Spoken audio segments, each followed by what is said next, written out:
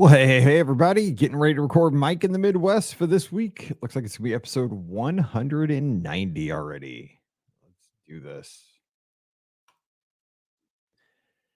Well, hey, everybody. Welcome to episode number 190 of Mike in the Midwest, our mini podcast for the amazing patrons just like you of the Be Our Guest podcast. Of course, my name is Mike Rallman, host of the Be Our Guest podcast. You can find me on the socials at Be Our Guest Mike, but you can find me lately over on our Discord. We're having a great time over there. It's like the old V Bulletin message board days. So come on over if you haven't yet. It's a lot of fun. Just go to beourguestpodcast.com, scroll down, and there's a widget there that says join us on Discord. Right there, you'll get the invitation. You'll be in. And we'll have a good time. There's message boards. There's technology corner. There's my corner of the world. Of course, there's all kinds of boards for cruise line, Disneyland, Walt Disney World, random pictures of the day. We're having a great time meeting each other. Everybody meeting from all over the world. Julie in Scotland's hanging over there. Of course, Trish is there with her Disney trivia of the day. It's so much fun. It's like the old days. You know, we kind of scattered to the wind when Facebook and Twitter became a hot thing there for about a decade. And it was fun, and it still is. You know, it's good.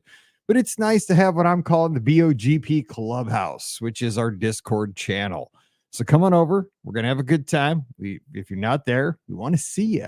And we actually have a private channel just for our Patreon members like you. So if you need that, just right there, patreon.com/beourguestpodcast. The link is right there so you can see it. Only you can see it.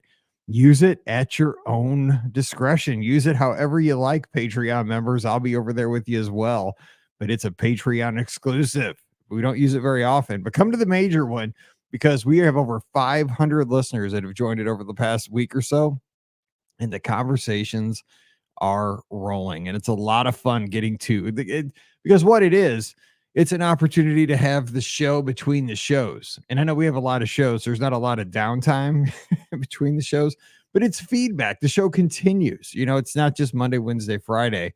What it is, it's your comments. The conversation continues. You know, Pam says something and then you get to comment and then I get to talk about what you say about what Pam said. It's so much fun. And I'm not on it all day because I'm busy during the work day, but I like to hop on at night, like 8 o'clock at night while I'm watching the news or something. And maybe in the afternoon or while I'm eating lunch. It's a nice little thing to have there. And a lot of folks jump on at work. A lot of people jump on early in the morning. We have some night owls. It's just a cool 24/7 little clubhouse where we all get together. So coming over to our Discord, it's a lot of fun. But hope the show finds you well. We're up to episode 190 because of your support. So again, I don't say this enough. Thank you sincerely for letting me do what I love to do, podcast and help folks chase down their fun down at the Disney destinations. I've been doing this since 2017 with the full-time travel. I've been booking travel since 2010 and been doing the podcast since 2008. We're going to be celebrating our 16th birthday next week. Holy smokes. Solid podcasting since 2008. We are so tremendously lucky when I look back at that. Our podcast started on my grandma's birthday. We celebrated the same birthday. And it's a pretty cool thing. So we'll talk about that on the show here coming up. And we are recording the shows this afternoon. It's going to be Pam and Ricky joining me. Scott is going to conferences for his daughter, Emily. So you get the OG crew today. I don't know exactly what we're talking about on the Friday show, but I know what we're talking about on Wednesday. Listener questions. We've been getting a lot of them too in the inbox, which is awesome. At Mike at beourguestpodcast.com. You have questions. That's a good place to put them. But also don't forget you can join us usually on Mondays around 5:30 Eastern. And of course, we had the switch of the time this past weekend. I am exhausted still. I get up at 4:45 every morning, hit the treadmill. So that was a rough one on Sunday morning because I stayed up late to check us in for the cruise that we're taking this summer on, Thursday night, moving into Friday morning. Then I didn't sleep well at all on Saturday night with the time change going into Sunday. It's just I for some reason I haven't, and I usually sleep pretty well. I don't sleep long because I go to bed at 10, get up at 4:40. So I don't sleep a lot of hours, but I just haven't slept well the last few days, and I usually do. And so I'm kind of dragging. and I'm usually not dragging like this. And it's a little unusual for me. And here's the thing. Everywhere you turn this time of year, you hear about people complaining about daylight savings time and moving the clocks. I'm one of the few. I think I'm in the minority, and I think this just reflects how boring my life is. Because again, I work from home. I used to have a life, and we're going to talk about this on the back end of the show. My life used to be pretty exciting, where I actually got in a car, a truck or a Jeep. I'd never really had a car for the last few decades, but I would get in either my pickup truck or my Jeep and drive to school and teach school, and had coworkers that I would hang out with, and the principal, and all kinds, like the real world. I go through McDonald's and get a couple of breakfast burritos on the way in or something. I did a commute. It was a short commute because I lived in the subdivision where my school was, but I go out of my subdivision to go to the McDonald's. Anyway, I did like the real world thing most of my life until I started working from home. And I don't even know where I was going with this. That's how tired I am. No, but what it is like it's so bizarre that you get disconnected from all that stuff, right? And now now that I don't do all that stuff, I I don't even know where I was going with the story. I'll have to think about it. That's how tired I am on the show today. And I have 2 more shows to do this afternoon after this. When Ricky gets home from work, Pam and I and Ricky are getting together. Whoa, have mercy. How will the shows go? But I would know what I was gonna say is with the show, with how the world is, with the time change. Here's what I was gonna say. I'm one of the few people who enjoy the time change still, because my life is so boring now that I don't leave the house hardly ever because I work from home. It gives me something to look forward to. I get excited now because it's going to be light out until 7:30, 7:45. That's like a benchmark in the year. Like, it tells me I'm closer to spring. It's something tangible that I can see outside my window.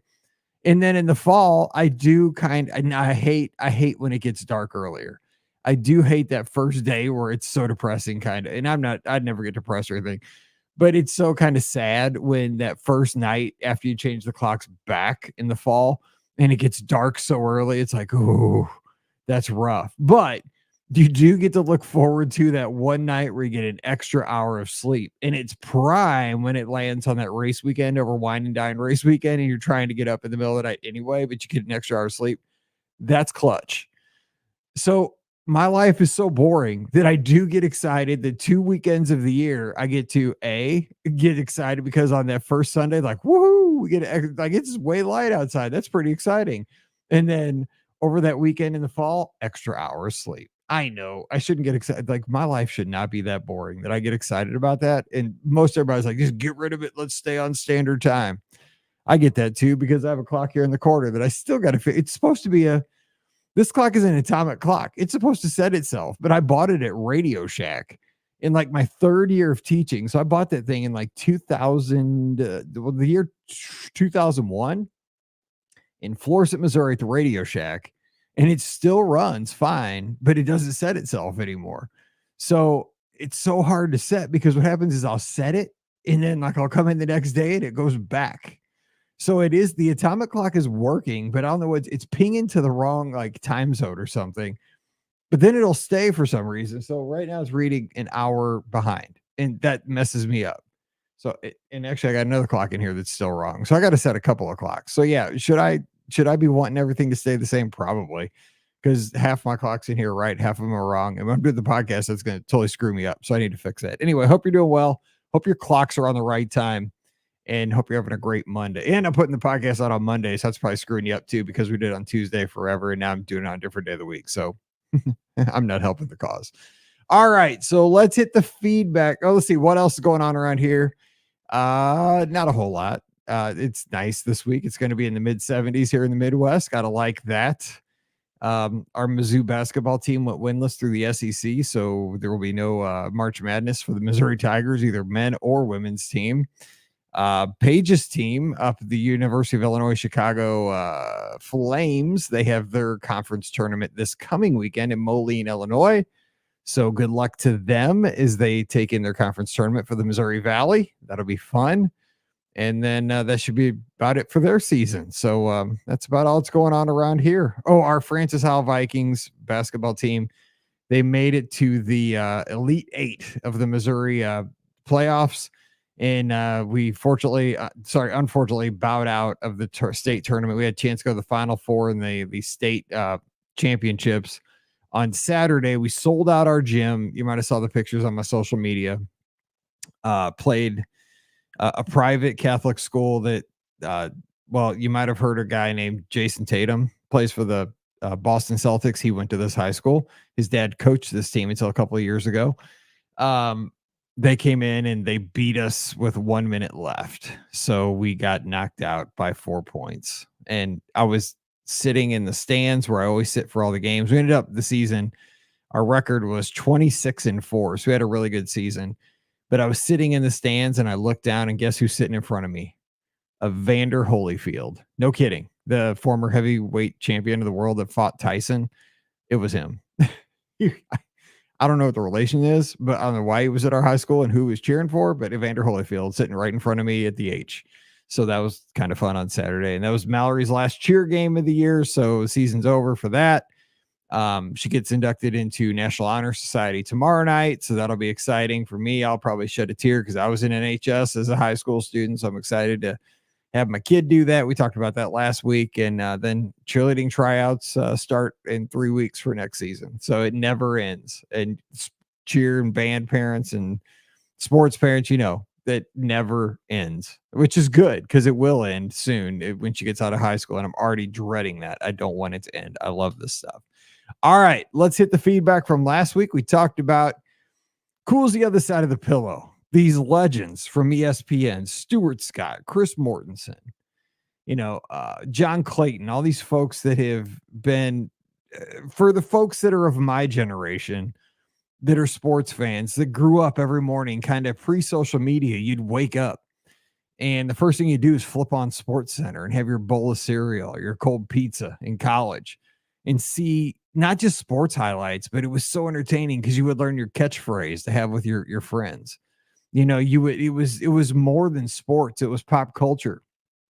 And it just seems like a lot of these ladies and gentlemen are passing away way too early in life. And it just hurts every time we lose them because to me, they're legends. And a lot of them are the reason why I love podcasting, because they're just, they laid down the groundwork for what I think, being somebody who delivers the information, but in an entertaining way. They laid the groundwork for that. And that's what I always want to do with the podcast. I've told Pam this many times. I want our show to be informational, but I want our show to be conversational. I want our show to be friendly. I want to be able to give out good, reliable information, but also to be like we're talking to friends, and to be somebody that, every show we should share a couple of laughs. We're not comedians. I'm not a comedian. I'm a 50-year-old dad. That's all I can be. But we can also share a lot of stories from our life that are funny, because Lord knows I've made my mistakes and I laugh at other people. I laugh at myself. But if we can share some memories, some laughs, and also a couple of good nuggets of information, we've had a good day. And I think that's what these guys did. They shared the scores, they shared the highlights, but they also made it fun. And so I like that. All right, Dennis says, I really hated to hear the news that Chris Mortensen passed away. He was a great trailblazer, icon, and insider for ESPN's NFL coverage. I used to have a Sunday morning ritual of getting up early and getting everything done in time for the start of Sunday NFL Countdown. His insight was one of the things that made it special. Mortensen's style of reporting is nearly a thing of the past. Nowadays, it's all about the hot take. Every time I turn on ESPN, it's about who can yell the loudest, rant the craziest, and give their opinions with the most disgust. I get it. It drives ratings, and they are competing with the persistent buzz of social media. It has driven me away from those shows, though. I miss the thoughtful insight and analysis. Mortensen, Clayton Scott, and so many others were the heart and soul of what made ESPN must-watch TV for sports fans. Dennis couldn't have said that any better. I don't watch ESPN on Sunday mornings anymore for that reason. It's screaming, it's yelling. It's not even, it's the hot take, but it's not even the smart take. It's the craziest take. It's the most obscure take. It's the most wild take. because they want people to retweet that on the social media. They want to get the attention. It doesn't even have to make sense. It just has to grab eyeballs. And I was always about the information, right? I want the good, like, what, give me the injury, like, tell me what's the latest. And that's what Mortensen did. And in the early days, that was just it seemed like there was journalistic integrity in the early days. And it seems like, again, I know they're competing for eyeballs, but it just seems like now it's entertainment rather than information. Well said, Dennis. And Trisha up in Wisconsin, who hosts our trivia game over on the Discord. You're missing out every day. If you don't go over there, go early because she posts early. She's up early. I remember National Honor Society. You worked hard to get in, and then you made you work harder once you were in. I remember going door to door during the annual scholarship campaign, begging my neighbors to donate money. Not sure if it was worth all the miles logged. Walking at Disney is way more enjoyable. ESPN wasn't a part of my life. We never had cable, and my parents weren't big into sports, so not a place we frequented when in Disney. Sports-related story, though. We took Lorelei to our local AHL team, Milwaukee Admirals, and there were several Russian players on the opposing team from Colorado. She heard them talking on the ice, turned to me and asked, "What language do they speak in Colorado?" I laughed I laughed out loud at that. Yeah, probably not speaking Coloradoan, but I'm sure those hockey players were speaking a little Russian. Yeah, I've played with some Russians before in hockey, and it's funny. I know a couple swear words. No, I can't repeat them, but I know when I hear them that they're swear words. I guess I played with a couple Russians. That's awesome. So if you have feedback on this show or any show, just drop by patreon.com/BeOurGuestPodcast. I love you guys. And thank you for taking the time to leave that feedback. The feedback really does make the show. So if you can make it in this week over the next 7 days, drop in, give some feedback, because I want some feedback on today's topic. So let me give you the setup for why I brought up today's topic of reflecting on greatness is what the title of today's show is. So you guys know I either get up and walk or run on the treadmill every morning. So on Fridays, Saturdays, Mondays, and Wednesdays, I run, and then run most of the time. And then at the end, I cool down with a walk. And on Tuesdays, Thursdays, and Sundays, I walk the whole time because I've decided I have to kind of give my knees a break because my knees are falling apart. So that's my plan. If you ever see me post, when you see me my post with my glasses on, that's when I walked the whole time. When I don't have glasses on, I ran. That's how you know, because I have my contacts in. Sorry, needed to wet my whistle. Okay, so one of the things I consume a ton of podcasts and so forth. So I'm always listening to podcasts mostly when I'm on the treadmill, and I'm on there for 3 hours to start the day every day. So I've been looking for something to do lately, and one of the things I've listened to over the past couple of months is my favorite book, which I've read 4 times. It's the book A Man on the Moon by Alan Chaikin. And it's a book that we used to teach when I worked at Space Camp in the early 2000s.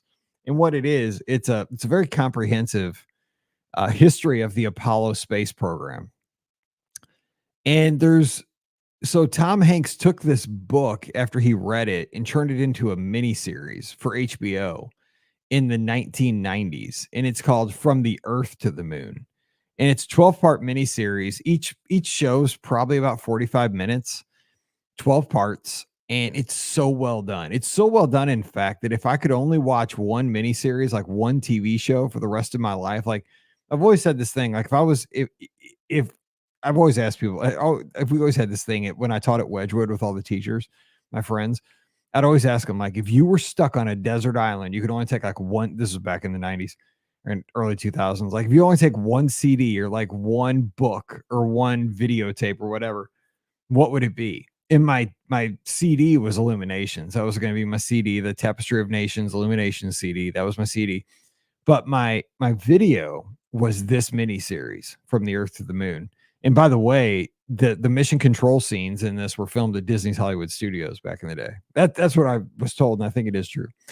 Anyway, we used this video as well when I taught at Space Camp. Now, remember, when I taught at Space Camp, I didn't teach kids. I taught educators. So I was there in the summer. I would go down right as school got out. I went down at Memorial Day and I came back at the very end of summer, right as school was starting back up. I came back to St. Louis. So I lived in Huntsville for the entire summer and I taught teachers that would come down all summer. I'd get a group of teachers on my team, usually 16 teachers from all around the world, and I would teach them for 6 days some of the stuff that the kids would learn. They would do the space shuttle mission, the simulated space shuttle mission. We teach them all the positions, for they'd be a commander or a pilot or a mission specialist or somebody in mission control, um, all that stuff. That was cool stuff, like space camp stuff. We would also, in between, teach them all these ways to incorporate space science into their curriculum when they went back to their classrooms to really bring home the all different disciplines of science to take to the students, make science hands-on, we're really introducing STEM.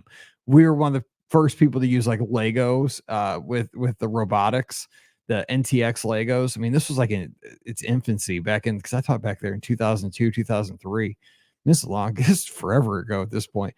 But it was one of those things. We used this one in the series, 12-part series. There was this one episode called Galileo Was Right. I think it's episode 10, and it's about Apollo 15, where, obviously we've already gone to the moon at this point. Apollo 11 landed, Apollo 12 went back with Bean and Conrad. Apollo 13, of course, we had the accident, with we all know, Houston, there's a problem. They never landed, but we got them back. And that was a major accomplishment that we saved the crew. Apollo 14 goes back with Shepard. He finally makes it back after all those years of being grounded because of his inner ear problem. But Apollo 15, we're starting to lose mojo for the space program, right? And why are we going to the moon? This is like 1970. And the thing was science. Like, we had to really kind of look at science because they were looking at sending robots instead of astronauts. And this whole episode revolves around a teacher, and that's why we used it down at space camp, because of course we were teaching teachers, and the whole mission of space camp is education. And what it is, it centers around a character, not a character, but a person who's a real person, Dr. Silver, who was an instructor out of California Institute of Technology, and he was brought in by Harrison Jack Schmidt, who was not on the mission for Apollo 17. Apollo 15. He ended up flying on 17, but he was brought in because he was a geologist who was also selected as an astronaut. But these astronauts were pilots. They were not trained scientists, but they needed to learn how to see the moon when they got up there, because it wasn't just about just walking around on the moon, but they needed to be able to relate, like, what are they seeing? And so they brought in this scientist, this professor, Dr. Silver, to NASA to train these hotshot pilots like Dave Scott and Dave Scott was very skeptical of this idea at first, but they built a relationship. And in the end, this is, because it's a short podcast, when Dave Scott got up there with his other astronaut, because there's always two of them on the moon, they worked together and they lost their camera. So they didn't have visuals down in Houston to see what they, with the camera to see what was happening on the moon. However, because Dr. Silver had taught him how to describe what they were seeing here on Earth, he took them out all over the United States Southwest, in Southern California and Arizona, took them into Colorado, and they did all these simulated exercises, because that's what an instructor does. He doesn't just talk to them. He leads them. He gives them experiences. He models the experience. So they did all these practice missions on Earth. So when they were on the moon, they had been there before, in a way. And so as they're walking around the moon and their camera's not functioning, they're describing so that the folks in NASA in the back rooms can sketch and use these pictures to know exactly where they are and see, basically see through the visuals, through the words, what's happening, because they had such a good instructor. And it's a really great episode. So I encourage you. It's on Amazon. You can buy the series. It's not super expensive. I've bought it. I've bought the series 3 times. I've bought it regular on DVD. I've bought it Blu-ray, and like physical media, 2 copies, and I've bought the digital copy just so I can have it, wherever I go. It's on my iPad. It's digital. It's in the cloud. It's that good. Um, Again, From the Earth to the Moon, by Tom Hanks. He put it together. He's the executive director or whatever that's called. So the reason I'm bringing this up, I've watched the whole thing, and it makes you think. And I was thinking about this, and this is in no way meant to. I don't even know why I'm bringing this up, but I just wonder if you have the same thing in the last 5 minutes here of the show. I see these gentlemen who were astronauts in the 1950s, 60s, and 70s. Alan Shepard, Neil Armstrong, Gordo Cooper, one of my favorite astronauts. Pete Conrad, another one of my favorite astronauts. Dave Scott. But then I see people like Gene Kranz, who spent time in St. Louis. I've got to meet him. I got to have lunch with Gene Kranz about 5 or 6 years ago. He came to our Challenger Learning Center that I helped put together when it came online. About 10 years ago, our school district got a grant, and we built a Challenger Learning Center in our district. And of course, I had just come off working at Space Camp, so I was selected to kind of help lead that group. So I helped put it together, and then there was a special thing where Gene Kranz was coming for a program, and so I got to spend the day with him. And at lunch, we took a lunch break, and I brought a brown bag of lunch and got to sit next to Gene Kranz and have lunch with him. I mean, I was like, talk about a dream come true. We sat there and had lunch together. I got to speak with Mr. Kranz. I got to sit next to him and just listen. I didn't talk. I listened. I'm smart enough to know, shut up, Mike, and just listen to Mr. Kranz's stories. It was amazing because I'd read so much. I've read his biography, and it was amazing. But what I want to get to at the end of this show is I read about, and I've read so many of these gentlemen's biographies. I've read Shepard's, and I've read Neil Armstrong's, and I've read Conrad's.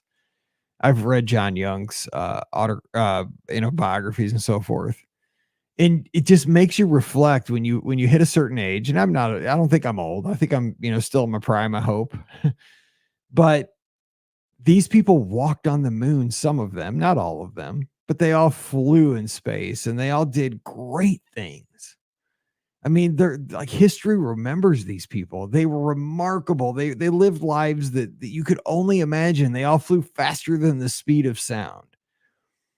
They did things that were superhuman. I mean, they were basically gods on earth. Like to some of us. I mean, there's people on earth that don't even know who these people are, which is a shame. That is a crying shame.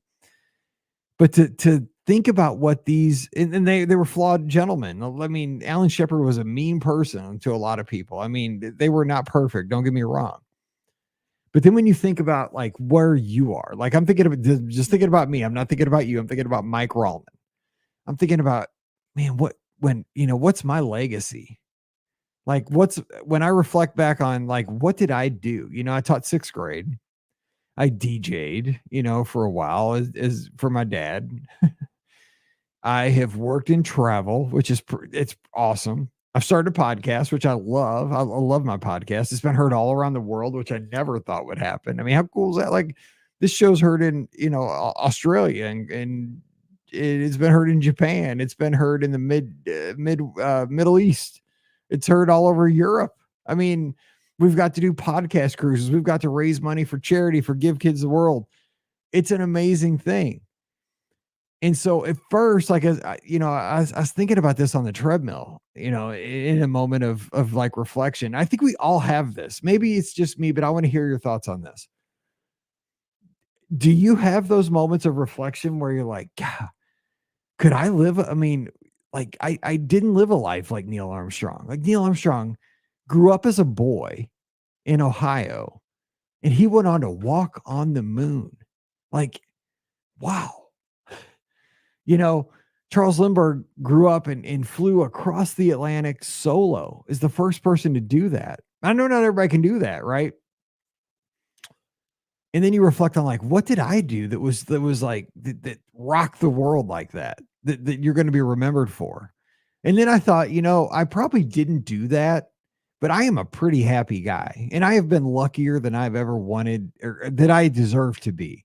One, I'm a dad. That's the number one thing I'm proud of. I'm the dad of Paige and Mallory. That is number one in my life. Like, I have been a dad twice to the best daughters ever. So forget all that other stuff, walking on the moon. That's the coolest thing to me. But I got to teach. I got to teach for 16 years and I had awesome students.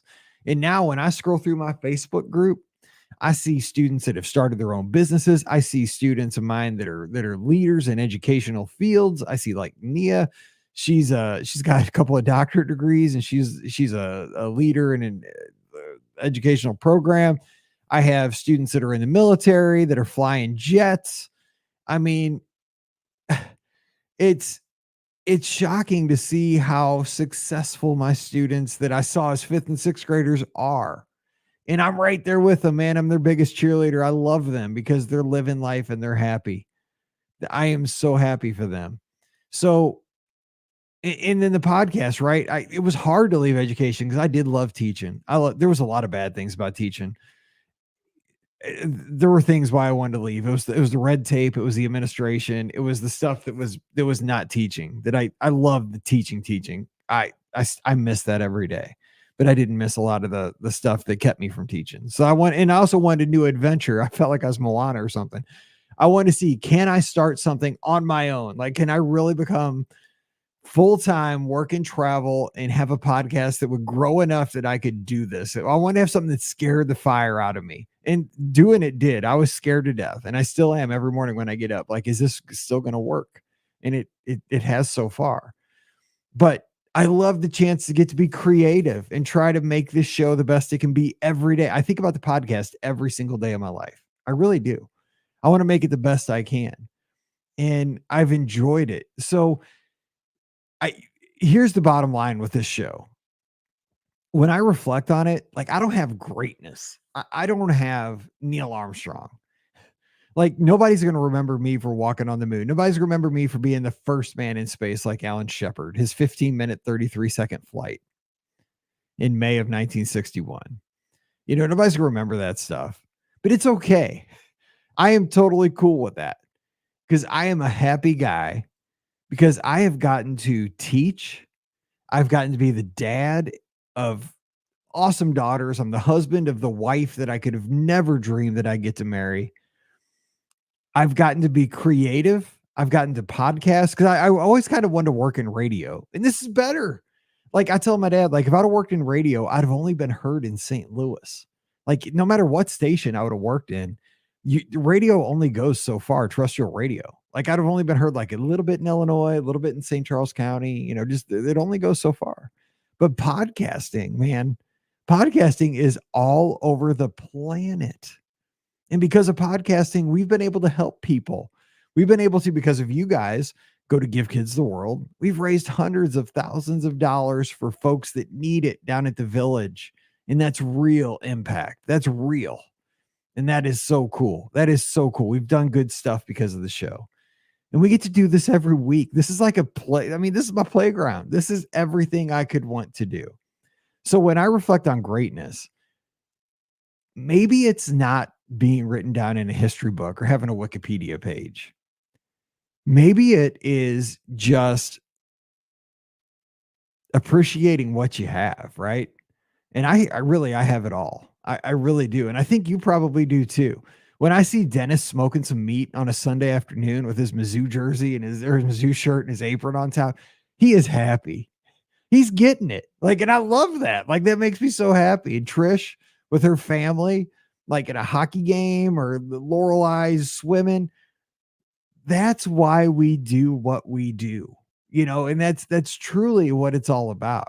So greatness is a sliding scale, I think, because while it's pretty cool, I bet you to be remembered as a moonwalker or a great astronaut or a great athlete, I don't know. Would I trade it? I don't think so. Even though, like, there's times where I'm like, did I waste my life and not do something great like Alan Shepard or like Neil Armstrong? No, I don't think I did. I didn't do something great like that.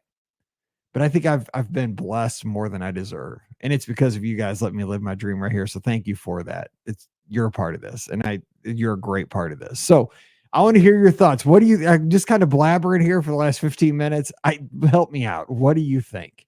Give me some thoughts here at patreon.com/BeOurGuest podcast. All right, 2 more shows for you today.